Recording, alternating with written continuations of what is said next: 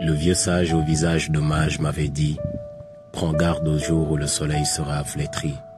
Quand les oiseaux aux oreilles de la terre chanteront de tristes requiem, quand la beauté ne sera plus qu'une image d'elle-même, quand ce qui apaise l'âme dans nos forêts ne sera qu'un mirage, quand les petites merveilles auront l'amertume d'un mauvais présage, alors la nature cessera de nous rendre hommage. Enfant, je courais crasseux dans les ruelles de ma Casamance, pieds nus pour saluer les fourmis. Je me réfugiais au cœur de la forêt, petit homme parmi d'immenses arbres. En écoutant le silence faire sa prêche, j'aimais cet instant où le soleil, à travers les feuillages touffus, venait me sourire. Je courais teigneux à travers les sillons des rizières. Je baignais mon corps agité dans les délices du lac où les circoncis se purifiaient l'âme pour entrer à la case des hommes. Le soir, je rejoignais ma petite famille. Épuisés, on s'épousait autour des caresses d'un bol d'air et au rythme des crépitements du bois mort, on portait autant de rêves que ne reflétait d'étoiles le feu qui nous réchauffait. La lune, quand elle sortait, se trémoussait comme une perle de pluie sur mon front rêveur. Au fond, ces heures de mon enfance sont les plus éternelles. Elles datent de quand je pouvais me baigner dans une étendue d'eau de sel.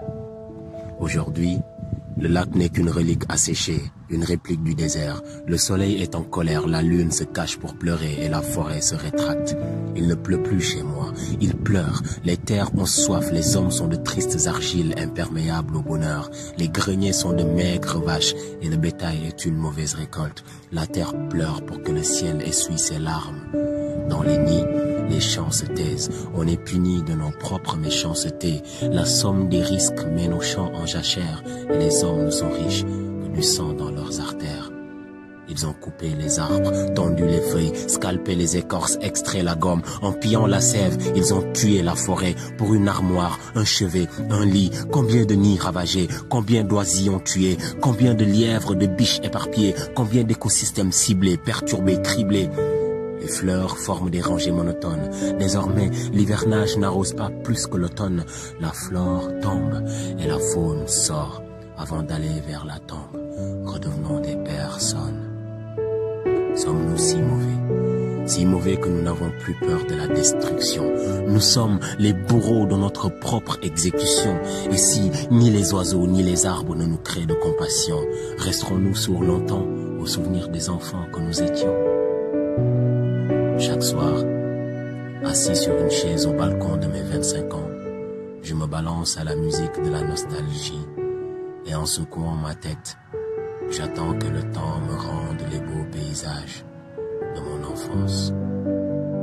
Demain, j'irai reboiser ma forêt pour espérer qu'un jour mon fils puisse courir dans les ruelles de la Casamance et se réfugier au cœur de la forêt, petit homme parmi d'immenses arbres.